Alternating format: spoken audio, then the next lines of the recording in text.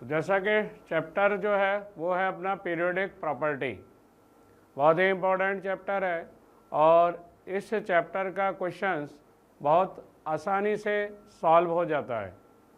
तो इसके कुछ क्वेश्चंस अपन डिस्कस करेंगे और इन क्वेश्चंस के बेसिस पर अपन बहुत सारा कॉन्सेप्ट क्लियर कर लेंगे। और अगर इतने क्वेश्चंस आपने कॉन्सेप्ट से क्लियर कर लिए तो आपका जेईई मेंस का एक क्वेश्चंस करेक्ट होने की पॉसिबिलिटी या प्रोबेबिलिटी बहुत ज़्यादा हो जाएगी। तो जैसा कि फर्स्ट क्वेश्चन है, identify the element X and Y using the ionization energy values given below.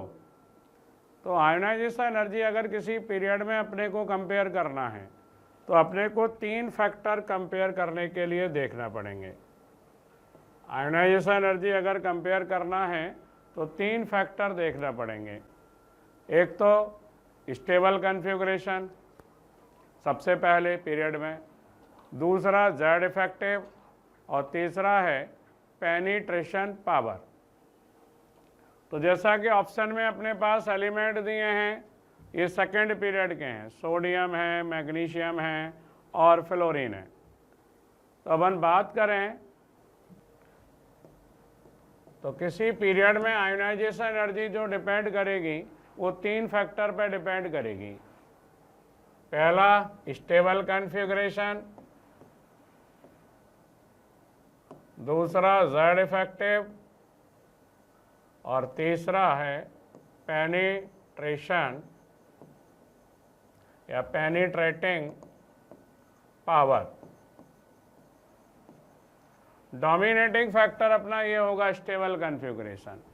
अब जैसे अपन बात करें, ये थर्ड पीरियड के एलिमेंट हैं, सोडियम है, मैग्नीशियम है, aluminium, silicon, phosphorus, sulphur, chlorine. इनकी आयोनाइजेशन एनर्जी का अगर अपन ऑर्डर देखें तो ये 3s1 से इलेक्ट्रॉन निकालोगे, ये 3s2 से, फिर आप 3p1 से 3p2, 3p3, 3p4 और 3p5। तो यहाँ सोडियम मैग्नीशियम में देखें तो आयोनाइजेशन एनर्जी मैग्नीशियम की ज़्यादा होगी। Mg और Al में देखें तो फर्स्ट आयोनाइजेशन एनर्जी Mg की ज़्यादा होगी, फर्स्ट आयोनाइजेशन एनर्जी का ऑर्डर है। Al और सिलिकॉन में सिलिकॉन फास्फोरस में फास्फोरस स्टेबल कॉन्फ़िगरेशन है, ये यहाँ पर भी स्टेबल कॉन्फ़िगरेशन है और इसकी पेनिट्रेटिंग पावर ज़्यादा है 3s की 3p से। फास्फोरस की फर्स्ट आयोनाइजेशन एनर्जी ज़्यादा होगी, स्टेबल कॉन्फ़िगरेशन है। फिर सल्फर से क्लोरीन की, Mg की केवल Al से ज़्यादा होगी, फास्फोरस की केवल सल्फर से। तो फर्स्ट आयोनाइजेशन एनर्जी मिनिमम किसकी होगी? सोडियम की। तो फर्स्ट एलिमेंट आपका होना चाहिए सोडियम। अब सेकेंड आयोनाइजेशन एनर्जी की बात करें तो एक इलेक्ट्रॉन रिमूव होने के बाद इसका कॉन्फ़िगरेशन हो जाएगा कौन सा? Noble gas. तो सेकेंड आयोनाइजेशन एनर्जी सोडियम की सबसे ज़्यादा होगी अपने रेस्पेक्टिव पीरियड में। अपने रेस्पेक्टिव पीरियड में सेकेंड आयोनाइजेशन एनर्जी किसकी ज़्यादा होगी? सबसे सोडियम की। तो सोडियम की सेकेंड आयोनाइजेशन एनर्जी सबसे ज़्यादा होगी क्योंकि नोबल गैस कॉन्फ़िगरेशन मिल जाएगा। तो फर्स्ट एलिमेंट कौन सा होगा या एक्स कौन सा होगा तुम्हारा? वो तुम्हारा होगा कौन? सोडियम। और सेकेंड एलिमेंट कौन सा होगा तुम्हारा? सेकेंड एलिमेंट इसमें होगा तुम्हारा Mg, क्योंकि फ्लोरीन की आयोनाइजेशन एनर्जी तो बहुत ज़्यादा होगी क्योंकि वो तो सेकेंड पीरियड का एलिमेंट है और ग्रुप में कहाँ आता है? ऊपर आता है। तो फ्लोरीन से ज़्यादा नहीं होगी, कौन की? सोडियम की सेकेंड आयोनाइजेशन एनर्जी किसके ज़्यादा होगी? Mg से। तो इसका आंसर होगा Mg।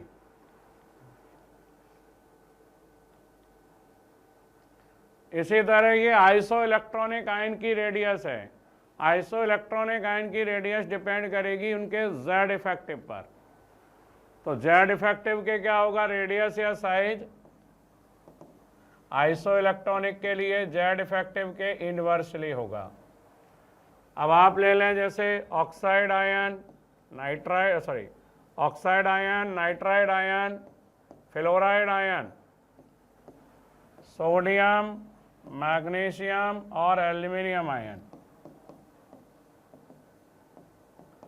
इलेक्ट्रॉन तो सेम है, आइसो इलेक्ट्रॉन है के 10 इलेक्ट्रॉन है, शील्डिंग तो सेम होगी, शील्डिंग या स्क्रीनिंग सेम होगी।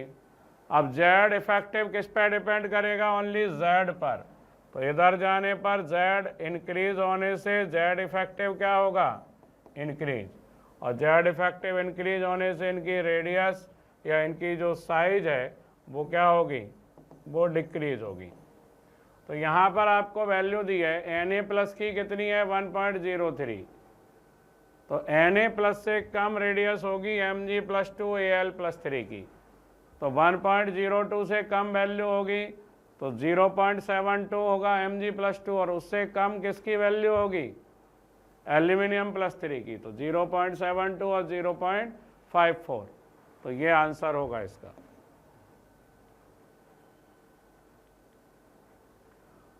The set in which compound have different nature in, तो यूजुअली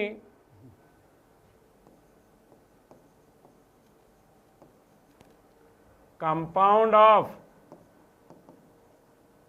नॉन मेटल, और कंपाउंड में यहाँ कौन से compound? Oxide and oxy acid. कैसे होते हैं? एसिडिक होते हैं। Usually compound of non metal कैसे होते हैं? एसिडिक। जैसे बोरॉन का ऑक्साइड या बोरिक एसिड एसिडिक होगा, फास्फोरस का ऑक्साइड या फास्फोरिक एसिड एसिडिक होगा। इसी तरह सल्फर का ऑक्साइड, इसका एसिड एसिडिक होगा। सल्फर का ऑक्साइड SO3, इसका एसिड एसिडिक होगा।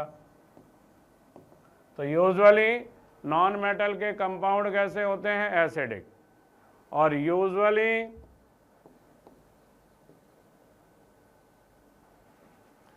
Usually compound of metal are basic in nature. तो मेटल के कंपाउंड यूजुअली नेचर में कैसे होते हैं? बेसिक। जैसे Na2O, NaOH बेसिक होंगे। इसी तरह FeO, Fe2O3, FeOH का होल ट्वाइस, FeOH का होल थ्राइस, ये सब क्या होंगे? Basic. Copper oxide, barium oxide, इनके हाइड्रोक्साइड। कुछ मेटल के कंपाउंड नेचर में एम्फोटेरिक भी होते हैं और एसिडिक भी होते हैं। वो डिपेंड करता है एसिडिक स्ट्रेंथ पर। एसिडिक जो नेचर है, एसिडिक जो स्ट्रेंथ है, वो डायरेक्टली प्रोपोर्शनल होगा पॉजिटिव ऑक्सीडेशन के और इलेक्ट्रोनेगेटिविटी के। तो हायर ऑक्सीडेशन में कुछ मेटल के कंपाउंड एसिडिक होंगे, लोअर में बेसिक और मीडिएटर में एम्फोटेरिक। एम्फोटेरिक नेचर से मीनिंग जो दोनों से रिएक्ट कर लें, एसिड से और बेस से। एसिडिक तो केवल रिएक्ट करेंगे बेस से, और बेस से रिएक्ट करेंगे ओनली एसिड से, लेकिन एम्फोटेरिक दोनों से रिएक्ट करेंगे। इसी तरह बेसिक नेचर जो होगा वो इन्वर्सली प्रोपोर्शनल होगा पॉजिटिव चार्ज के या इलेक्ट्रोनेगेटिविटी के। कुछ एम्फोटेरिक का मैं निमोनिक्स तुम्हें बता देता हूं, उससे तुम एम्फोटेरिक कंपाउंड को याद रख पाओगे।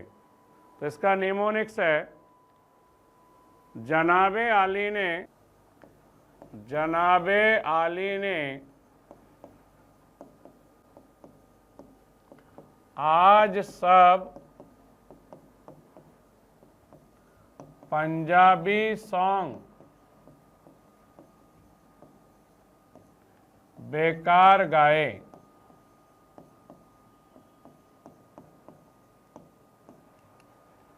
इसका मीनिंग है जिंक, जिंक का ऑक्साइड, जिंक का हाइड्रोक्साइड, ये तीनों का नेचर कैसा है? एम्फोटेरिक। एल्यूमिनियम, एल्यूमिनियम का ऑक्साइड एल्यूमिनियम का हाइड्रो ऑक्साइड, ये तीनों का नेचर कैसा है? Amphoteric. Arsenic, arsenic oxide, antimony, antimony oxide, ये कैसे हैं? एम्फोटेरिक। लेड और लेड के दोनों ऑक्साइड एम्फोटेरिक है। जो एम्फोटेरिक होते हैं वो एसिड में भी डिसॉल्व हो जाते हैं और एक्सेस ऑफ एल्कली में भी डिसॉल्व हो जाते हैं। एक्सेस ऑफ एल्कली में ये एक कॉम्प्लेक्स आयन बनाते हैं। अगर एल्कली कम डालेंगे तो हाइड्रोक्साइड का वाइट पीपीटी बनेगा। एसएन के भी दोनों ऑक्साइड एम्फोटेरिक हैं, +2 में +4 में। हाँ, इनमें एसिडिक बेसिक नेचर कंपेयर करवाए तो SNO में बेसिक नेचर ज़्यादा होंगे, ऑक्सीडेशन कम है। SNO2 में एसिडिक नेचर ज़्यादा होंगे। ऐसे PbO में बेसिक नेचर ज़्यादा होगा, ऑक्सीडेशन कम है, और PbO2 में एसिडिक नेचर ज़्यादा होगा। बेरिलियम के ऑक्साइड और बेरिलियम और हाइड्रो ऑक्साइड एम्फोटेरिक हैं। इसी तरह गैलियम, गैलियम के दोनों ऑक्साइड +1 में और +3 में एम्फोटेरिक हैं। तो ये एम्फोटेरिक होंगे ये। इसके अलावा अगर डी ब्लॉक के चाहें तो डी ब्लॉक के भी आप देख सकते हैं। मन करे विवाह। अब यहाँ तुम्हें ऑक्सीडेशन स्टेट याद रखना बहुत ज़रूरी है। क्यों? एसिडिक और बेसिक नेचर ऑक्सीडेशन स्टेट पर भी डिपेंड करता है। MnO2, MnO2 में Mn का ऑक्सीडेशन है +4, तो +4 से ज़्यादा ऑक्सीडेशन होगा तो वो एसिडिक होगा और कम होगा तो बेसिक, और +4 में एम्फोटेरिक। क्रोमियम +3 में एम्फोटेरिक होगा ये, और +2 में +1 में बेसिक और +6 में एसिडिक, और V2O5 +5 में एम्फोटेरिक होगा ये। तो इस क्वेश्चन का आंसर अपने पास आ जाएगा। BOH का हॉल थ्राइस और H3PO4 दोनों एसिडिक हैं, नॉन मेटल के कंपाउंड हैं। BOH का हॉल थ्राइस, ALOH का हॉल थ्राइस, ये एसिडिक है, ये एम्फोटेरिक है। ये NaOH मेटल का हाइड्रोक्साइड है, ये भी मेटल का है, दोनों बेसिक है। ये तुम्हारा एम्फोटेरिक है और ये भी तुम्हारा एम्फोटेरिक है।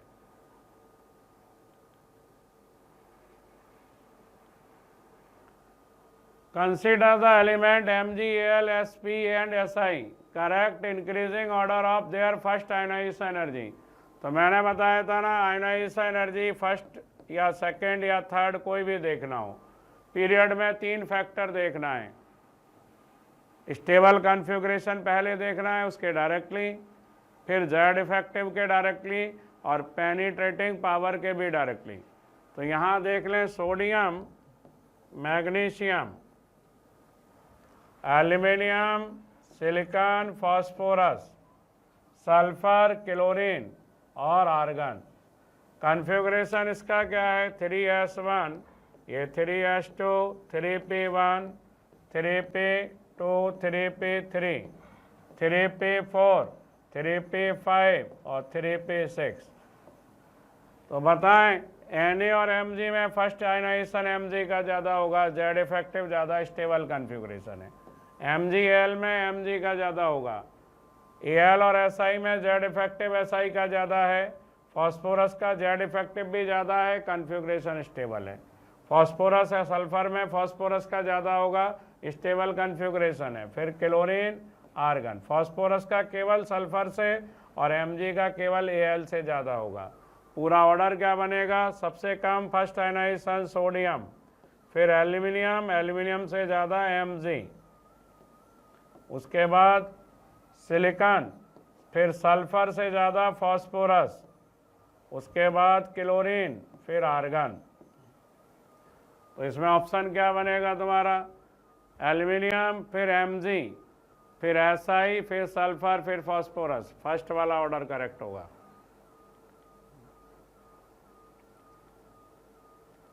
ये नंबर ऑफ एम्फोटेरिक कंपाउंड मैंने अभी बताया ना, जनाबे आली ने आज सब पंजाबी सॉन्ग बेकार गाए और मन करे विवाह। तो कितने कंपाउंड इसमें जो है वो एम्फोटेरिक हैं? तो बेरिलियम के दोनों कंपाउंड एम्फोटेरिक हैं। ये दोनों क्या है? बेसिक हैं। ये भी बेसिक है नेचर में, ये भी बेसिक है, मेटल के कंपाउंड हैं। बेरिलियम मेटल है लेकिन कंपाउंड एम्फोटेरिक होते हैं। यूजुअली कहा है मैंने मेटल के कंपाउंड एम्फोटेरिक। ये देखो तुम्हारे आयोनिक रेडियस का ऑर्डर पूछा है, तो आइसो इलेक्ट्रॉनिक में ऑर्डर मैंने बताया था अभी तुम्हें, nitride ion, oxide, fluoride, sodium ion, Mg+2 और Al+3। क्या ऑर्डर होगा इनके? लेफ्ट टू राइट जाने पर Z इंक्रीज होने से Z इफेक्टिव बढ़ेगा और इनकी रेडियस कम हो जाएगी।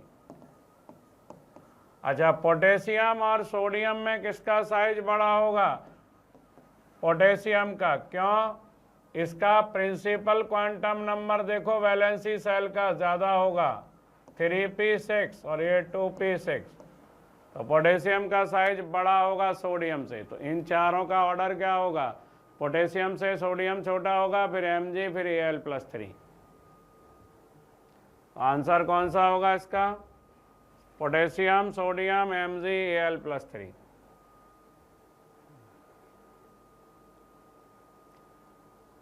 The correct order of electron gain enthalpy.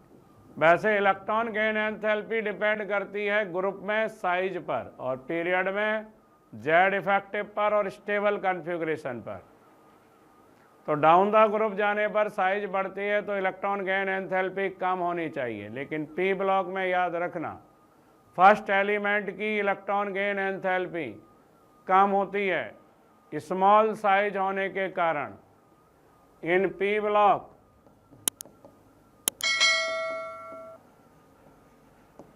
electron gain enthalpy of first element is lower than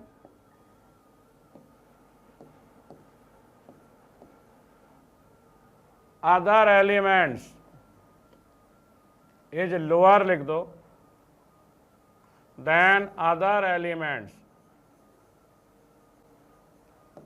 due to small, या एनसीईआरटी में इसके लिए एक और वर्ड लिखा है कॉम्पैक्ट साइज। क्योंकि साइज स्मॉल होने से क्या होगा, जैसे एक एटम का साइज स्मॉल है और एक का बड़ा है, अब इसमें इलेक्ट्रॉन डेंसिटी क्या होगी? मोर होगी।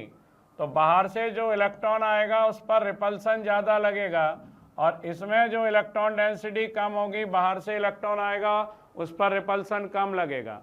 रिपल्सन कम लगेगा तो अट्रैक्शन ज़्यादा लगेगा और अट्रैक्शन कैपेसिटी होती है इलेक्ट्रॉन एफिनिटी या गेन एंथैल्पी। तो यहाँ अपन बात करें ऑक्सीजन, सल्फर, सेलेनियम, टेल्यूरियम और पोलोनियम। तो यहाँ तो साइज बढ़ेगा डाउन द ग्रुप तो इलेक्ट्रॉन गेन एंथैल्पी कम हो जाएगी, और ऑक्सीजन की इलेक्ट्रॉन गेन एंथैल्पी बहुत कम होती है ड्यू टू स्मॉल साइज। लेकिन ऐसा हर एक ग्रुप में नहीं होगा। फ्लोरीन, क्लोरीन, ब्रोमीन, आयोडीन में केवल फ्लोरीन की आयोनाइजेशन एंथैल्पी किससे कम होगी? यहाँ तो कम हो जाएगी, लेकिन फ्लोरीन की केवल क्लोरीन से कम होगी और ऑक्सीजन की सबसे कम होगी। ये वैल्यू याद रखना चाहो तो रख सकते हो, एनसीईआरटी में दी है 141 किलोजूल पर मोल, -200 -194 किलोजूल पर मोल, -190 किलोजूल पर मोल, -174। और ये जानते हैं इलेक्ट्रॉन गेन एंथैल्पी और इलेक्ट्रॉन एफिनिटी में केवल साइन का डिफरेंस होता है। फ्लोरीन की कितनी होती है? -333 किलोजूल, क्लोरीन की -348, -326 और -295। तो यहाँ पर अगर आप देखें तो आयोडीन की जो इलेक्ट्रॉन गेन एंथैल्पी है वो सल्फर से ज़्यादा है और फ्लोरीन की केवल क्लोरीन से कम है। ये दो ऑर्डर ही बहुत इंपॉर्टेंट है। अगर आपने इलेक्ट्रॉन एफिनिटी या गेन एंथैल्पी के ये दो ऑर्डर याद रख लिए तो आपका क्वेश्चन इलेक्ट्रॉन एफिनिटी या गेन एंथैल्पी का गलत नहीं होगा। तो यहाँ क्या ऑर्डर होगा, सल्फर के बाद सेलेनियम, टेल्यूरियम और फिर ऑक्सीजन आ जाएगा। फर्स्ट आंसर होगा, सबसे कम है ऑक्सीजन की इलेक्ट्रॉन गेन एंथैल्पी अपने ग्रुप में। रीजन वही है दोनों का, फ्लोरीन का भी कम होने का, ऑक्सीजन का भी।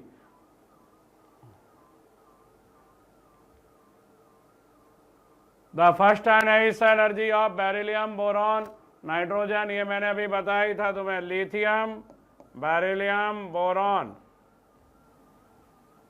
कार्बन, नाइट्रोजन, ऑक्सीजन, फ्लोरीन और नियॉन।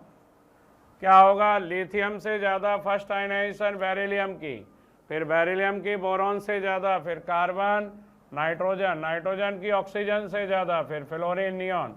नाइट्रोजन केवल ऑक्सीजन से ज़्यादा होगा, बेरिलियम केवल बोरॉन से ज़्यादा होगा। तो क्या ऑर्डर बनेगा, सबसे कम बोरॉन, फिर बेरिलियम, उसके बाद ऑक्सीजन, फिर नाइट्रोजन। कौन सा ऑर्डर है ये वाला, 4th नंबर वाला। The correct decreasing order of metallic character, जो मेटालिक कैरेक्टर होते हैं किसी भी एलिमेंट के, वो इन्वर्सली प्रोपोर्शनल होते हैं किसके, आयोनाइजेशन एनर्जी के। आयोनाइजेशन एनर्जी ज़्यादा होने पर मेटालिक कैरेक्टर कम होंगे। तो किसी ग्रुप में डाउन द ग्रुप जाने पर मेटालिक कैरेक्टर बढ़ेंगे। क्यों, क्योंकि ग्रुप में आयोनाइजेशन एनर्जी कम होगी। आयोनाइजेशन एनर्जी कम होने से मेटालिक कैरेक्टर बढ़ जाएंगे, और पीरियड में लेफ्ट टू राइट जाएंगे तो मेटालिक कैरेक्टर कम होंगे। क्यों, क्योंकि मेटालिक कैरेक्टर कम होने का रीजन है आयोनाइजेशन एनर्जी बढ़ेगी। Sodium, magnesium, aluminium, phosphorus, sulphur, chlorine, carbon रह गया, कार्बन, सिलिकॉन और argon.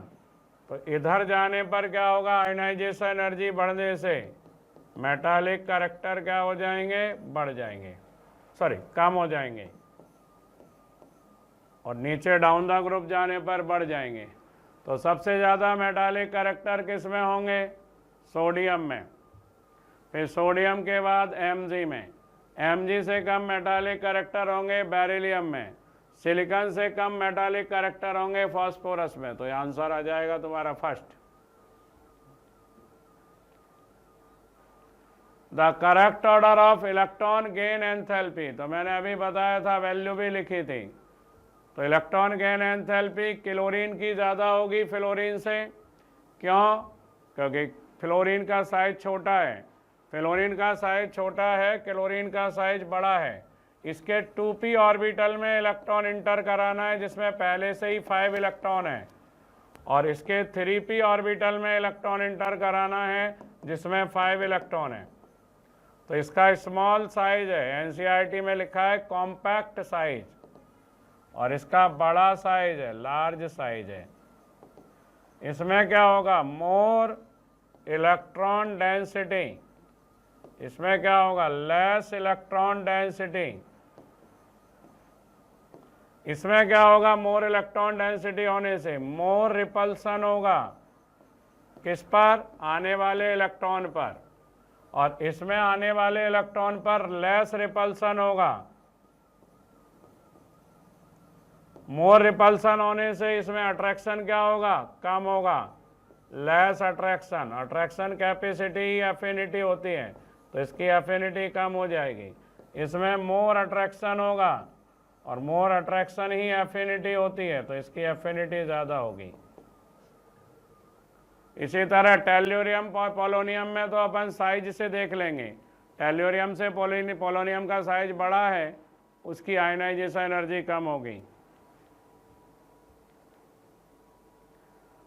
The first ionization energy of sodium, magnesium and silicon, ये दे रखी है आपको। सोडियम से ज़्यादा किसकी है, मैग्नीशियम की फर्स्ट आयनाइजेशन एनर्जी। मैग्नीशियम की ज़्यादा है एल्यूमिनियम से, एल्यूमिनियम से ज़्यादा है किसकी, सिलिकॉन से। Mg कहाँ आएगा ऑर्डर में, यहाँ आएगा। तो पूरा ऑर्डर क्या होगा, सोडियम, फिर एल्यूमिनियम, फिर Mg और फिर सिलिकॉन। आपको वैल्यू कौन कौन सी दे रखी है फर्स्ट आयनाइजेशन एनर्जी की।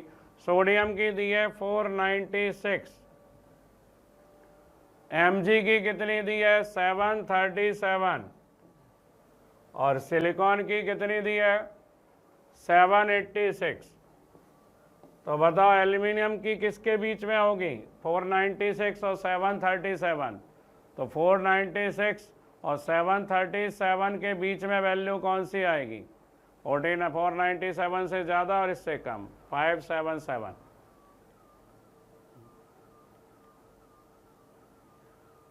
ये असर्शन और रीजन है, the ionic radii of O2 minus is greater than Mg+2, correct है। Mg+2 से O2 माइनस की आयोनिक रेडियाई ज़्यादा होगी, सेम नहीं होगी, तो ये इनकरेक्ट हो गया। Ionic radii of O2 minus Mg+2 से ज़्यादा होगी, सेम नहीं होगी। ये दोनों आइसो इलेक्ट्रॉनिक हैं, इसमें भी 10 इलेक्ट्रॉन है, इसमें भी 10 इलेक्ट्रॉन है, तो दोनों आइसो इलेक्ट्रॉनिक हैं। स्टेटमेंट सेकंड सही है।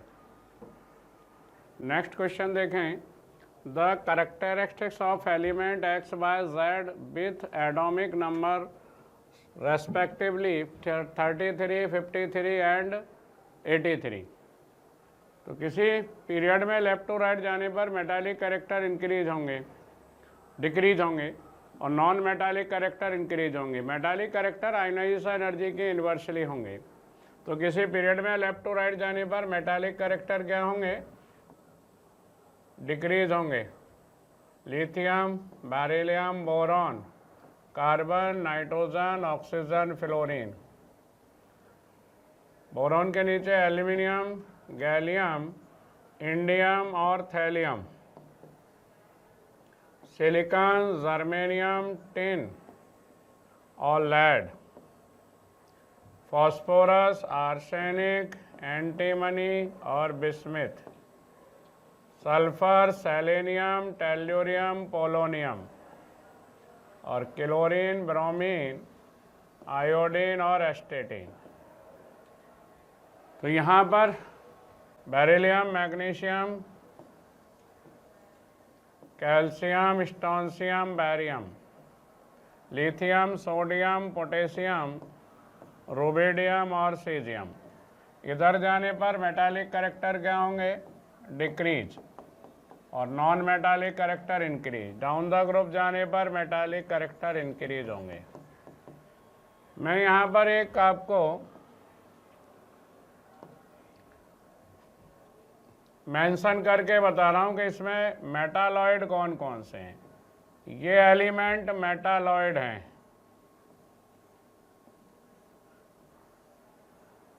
ये मेटालॉइड हैं, और इनके लेफ्ट साइड में नॉन मेटल हैं, ये मेटालॉइड हैं, और इधर क्या है, ये मेटल्स हैं। अब अपने को इन्होंने पूछा है कि एटॉमिक नंबर 33, 53 और 83। चलो एटॉमिक नंबर 33 देखें किसका है, नाइट्रोजन का 7, इसका 15 और ये 33 आर्सेनिक। तो आर्सेनिक क्या हो गया आपका, आर्सेनिक यानी एटॉमिक नंबर 33, ये हो गया मेटालॉइड। इसी तरह देखें एंटीमनी का एटॉमिक नंबर क्या होगा, 33 प्लस 18 51, और इसका होगा 83। 83 बिस्मिथ का एटॉमिक नंबर है, तो बिस्मिथ क्या होगा, 83 एटॉमिक नंबर वाला मेटल। इसी तरह इन्होंने कहा है एटॉमिक नंबर 53, देखो किसका होगा 53, ये 9, ये 17, ये 35 और ये 53। 53 आयोडीन का एटॉमिक नंबर है। आयोडीन क्या है, non metal.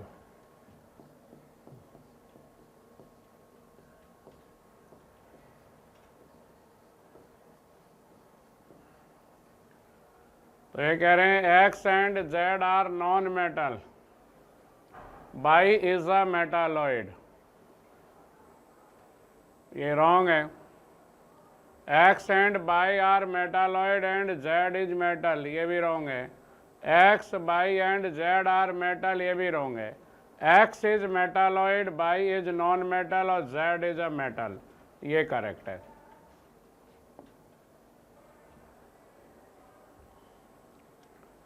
The oxidation state of nitrogen in NO, NO2, N2O and NO3। तो ऑक्सीडेशन स्टेट निकाल लें। NO में क्या आएगा ऑक्सीडेशन स्टेट नाइट्रोजन का? NO में नाइट्रोजन का ऑक्सीडेशन स्टेट देखें, X - 2 = 0, X = +2। NO2 में X - 4 = 0, X = +4। N2O में 2X - 2 = 0, X = +1। और NO3 माइनस में X - 6 = -1, X = +5। इसका करेक्ट ऑर्डर होगा थर्ड।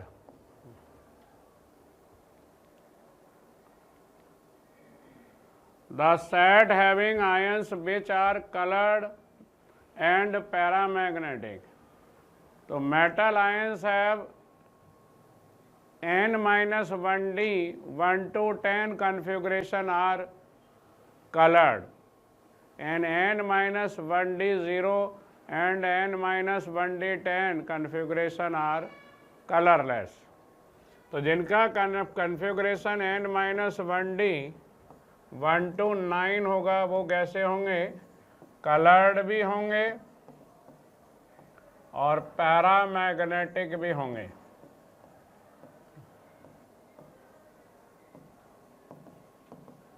और जिनका कॉन्फ़िगरेशन N-1d 10 या फिर N-1d 0 होगा वो कलरलेस एंड डायामैग्नेटिक होंगे। तो देखें कॉन्फ़िगरेशन, स्कैंडियम +3 आयन 3D क्या होगा? 0, ये होगा colourless and diamagnetic. Vanadium 5+ ion 3D 0, colourless and diamagnetic. Titanium +4 ion, ये होगा 3D 0, colourless and diamagnetic. Copper +2 ion 3D 9, coloured and paramagnetic. Chromium +3 ion 3D 3, coloured and paramagnetic. Scandium +1 ion 3D 2, coloured and paramagnetic. Ni +2 ion 3D 8, ये होगा coloured and paramagnetic. Mn +7 3D 0, colourless and diamagnetic. Hg +2 5D 10, colourless and diamagnetic. Copper +1 3D 10, colourless and diamagnetic. Zn +2 3D 10, colourless and diamagnetic. और Mn +4 3D 3, coloured and paramagnetic. तो कौन सा set है जिसमें सारे coloured हैं और सारे पैरामैग्नेटिक हैं? तो ये सेट है जिसमें सारे कलर्ड और सारे पैरामैग्नेटिक हैं। Match list first with list second. List first में इलेक्ट्रॉनिक कॉन्फ़िगरेशन दिए हैं और लिस्ट सेकंड में आयनाइजेशन एंथैल्पी पूछी है। तो यहाँ पर देखो सबसे पहले सेम पीरियड के हैं, इनका principal quantum number valency shell का देखो सेम है, तो ये सारे सेम पीरियड के हैं, सेकंड पीरियड के हैं। तो सबसे पहले पीरियड में आएगा कौन, 2s2, उसके बाद 2p1, फिर 2p3 और उसके बाद 2p4।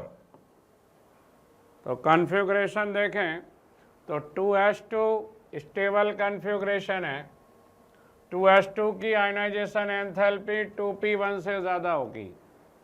2p1 और 2p3 में ये स्टेबल कॉन्फ़िगरेशन है, Z इफेक्टिव भी ज़्यादा है। इसके दो रीजन आएंगे, स्टेबल कॉन्फ़िगरेशन भी है और पेनिट्रेटिंग पावर भी ज़्यादा है, पेनिट्रेशन पावर भी ज़्यादा है। आयनाइजेशन एनर्जी पीरियड में Z इफेक्टिव के डायरेक्टली, स्टेबल कॉन्फ़िगरेशन के डायरेक्टली और पेनिट्रेटिंग पावर के भी डायरेक्टली होती है। तो इसका स्टेबल कॉन्फ़िगरेशन है, मोर पेनिट्रेटिंग पावर है, ये स्टेबल कॉन्फ़िगरेशन है। इन दोनों में ये स्टेबल है, तो इसकी आयनाइजेशन एनर्जी इससे ज़्यादा होगी। तो करेक्ट ऑर्डर क्या होगा, 2p1, 2s2, 2p4 और 2p3। तो वैल्यू से मैच कराना है। तो सबसे देखें, अगर अपन कम वैल्यू 2p1 की है तो इनमें सबसे कम वैल्यू कौन सी है तुम्हारी, 801, तो 2p1 से मैच करा दो। 2p1 से ज़्यादा है 2s2, 801 से ज़्यादा वैल्यू है 899, तो 2s2 से मैच करा दो। सबसे ज़्यादा किसकी है, 2p3 की, सबसे ज़्यादा वैल्यू है 1402, 2p3 से मैच करा दो। और 2p3 से कम 2p4 की है, तो क्या आंसर होगा, ए का सेकेंड, बी का थर्ड, सी का 4 और डी का फर्स्ट।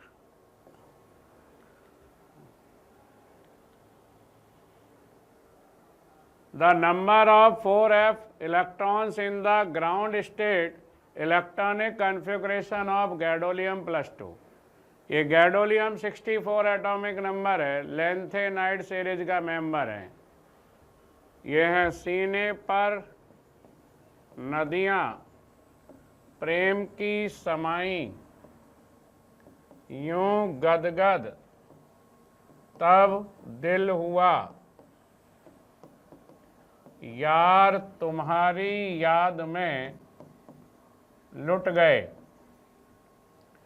अब अगर अपन देखें तो एनर्जी ऑर्डर अबव प्रिंसिपल से क्या होता है ऑर्बिटल का, 6s, 4f, 5d और 6p। 6s में 2 इलेक्ट्रॉन आएंगे, उसके बाद 4f में आने चाहिए, लेकिन अगर 4f से पहले इलेक्ट्रॉन 5d में आ जाए तो अबव प्रिंसिपल के क्या होंगे, एक्सेप्शन केस होंगे। तो यहाँ पर अगर अपन देखें एटॉमिक नंबर 64 है, यहाँ से स्टार्ट करें, ये 58 एटॉमिक नंबर है, इसके पहले नोबल गैस जेनॉन, ये अबव प्रिंसिपल का एक्सेप्शन वाला केस है। इसमें क्या होगा कॉन्फ़िगरेशन, 6s2, फिर 5d1 और फिर 4f1, ये फिर एक्सेप्शन नहीं है, 4f3, 5d0 और 6s2, ये 4f4, ये एक्सेप्शन नहीं है, 5d0, 6s2, 4f5, ये तुम्हें लर्न करना पड़ेगा, 4f6। वैसे तो इस अबव प्रिंसिपल से भी निकाल लोगे तो आंसर आ जाएंगे, 1-2 आपको एक्सेप्शन केस याद रखने पड़ेंगे। 4f7, 5d1, sorry 5d0, 6s2, इसमें हो जाएगा 4f7, 5d1 और 6s2। ये एक्सप्लेनेशन कर सकते हो, यहाँ हाफ फील्ड 4f ऑर्बिटल है, मोर स्टेबल है, इसलिए 6d में चला गया इलेक्ट्रॉन। तो यही अपने से पूछा है गैडोलियम। तो गैडोलियम के किसमें, गैडोलियम+2 बनाओगे तो क्या होगा, पहले एटम का कॉन्फ़िगरेशन देखो, ज़ेनॉन, उसके बाद 4f7, 5d1, 6s2 और गैडोलियम आप बना दो +2।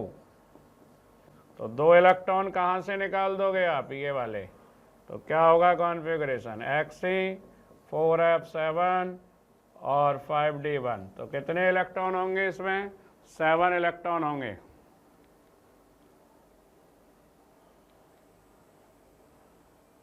The number of electrons in the ground state electronic configuration of neptunium, ये भी देख लो आप। Thapa, you, Nepal police, America come, bike से, ऐसे, एफएम मॉडल, नाला। इसका एटॉमिक नंबर है थोरियम का 90। अच्छा, एनर्जी ऑर्डर क्या होगा? 7s, फिर 5f, उसके बाद 6d और फिर 7p। 7s में इलेक्ट्रॉन आएंगे, उसके बाद 5f में, फिर 6d में, लेकिन 5f से पहले 6d में आ जाएंगे तो वो एक्सेप्शन केस होगा। इसके पहले वाला एटॉम वो नोबल गैस कौन हो गया? रेडॉन। रेडॉन 86 का कॉन्फ़िगरेशन हो गया, 4 इलेक्ट्रॉन बच गए, ये एक्सेप्शन है। 7s में 2 इलेक्ट्रॉन और इसमें 6d में 2 इलेक्ट्रॉन रहते हैं, इसका 5f खाली है, वैकेंट है, फिर ये भी एक्सेप्शन केस है। इसमें 7s2, 6d1 और 5f2, ये भी एक्सेप्शन केस है। 5f3, 6d1, 7s2 और ये भी एक्सेप्शन केस है। 5f4 और 6d1, 7s2। तो इसमें देखें 5f4 और इसके पहले 4f14 भी होगा, इसका कॉन्फ़िगरेशन लिखोगे तो 4f14 भी आ जाएगा। तो इसमें 4f14 और क्या आ गया तुम्हारा? 5f4। तो f ऑर्बिटल में टोटल कितने इलेक्ट्रॉन हो गए? 14 ये हो गए और 4 ये हो गए, 18।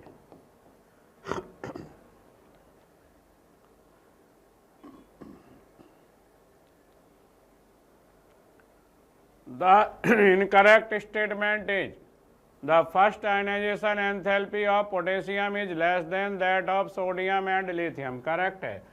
डाउन द ग्रुप जाएंगे तो आयनाइजेशन एनर्जी कम होगी, साइज बढ़ जाएगी, आयनाइजेशन एनर्जी कम हो जाएगी। Xenon does not have the lowest first ionization enthalpy in its group। इसके ग्रुप में जीनॉन की ionization energy, the first ionization enthalpy of potassium is less than, xenon की आयनाइजेशन एंथैल्पी तो ज़्यादा होगी, इससे कम किसकी होगी? रेडॉन की। Helium, neon, argon, krypton, xenon, radon. Down the group जाने पर आयनाइजेशन एनर्जी कम होगी। The first ionization enthalpy of element with atomic number 36 is lower than that of the element with atomic number 38। गलत है, ये 37 atomic number होगा rubidium का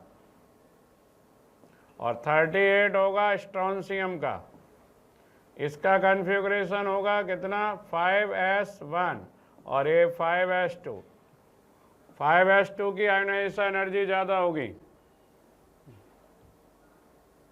the first ionization enthalpy of gallium is higher than that of d block element with atomic number. ये थोड़ा exception type का case है।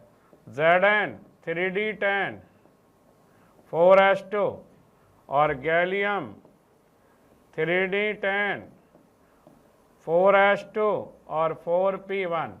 4s2 के कंपैरिजन में 4p1 की पेनिट्रेशन भी कम है और इसका कॉन्फ़िगरेशन भी कम स्टेबल है, तो इसलिए जिंक की आयनाइजेशन एंथैल्पी ज़्यादा होगी।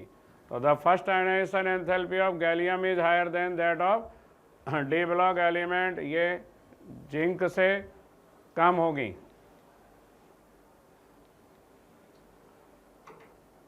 ये असर्शन एंड रीजन है। The reduction of metal oxide is easier if the metal formed in the liquid state than of solid state। सही है।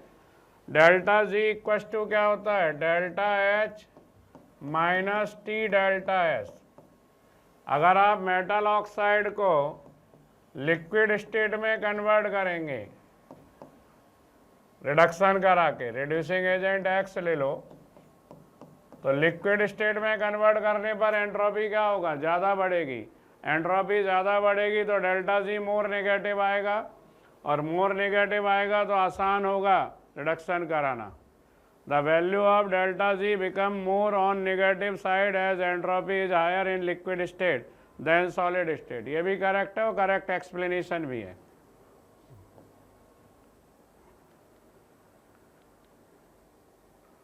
In chlorine molecule, the covalent radius of double of the atomic radius of chlorine। देखो chlorine की atomic radius तो approx ये होगी, और ये अगर अपन कोवेलेंट बॉन्ड बना दें और कोवेलेंट बॉन्ड बना के इंटरन्यूक्लियर डिस्टेंस निकालें और इसका हाफ करें तो ये इसकी कोवेलेंट रेडियस होगी।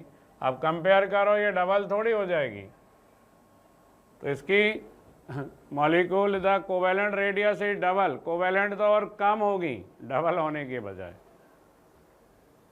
तो ये स्टेटमेंट गलत है। Radius of anionic species is always greater than there parent atomic radius, बिल्कुल करेक्ट है। नेगेटिव आयन बना दोगे आप x माइनस x2 माइनस, तो शील्डिंग क्या होगी, बढ़ जाएगी, जेड इफेक्टिव कम होगा, और रेडियस हमेशा एनाइन की बड़ी होगी। जितना मोर नेगेटिव चार्ज होगा रेडियस उतनी ही बड़ी हो जाएगी।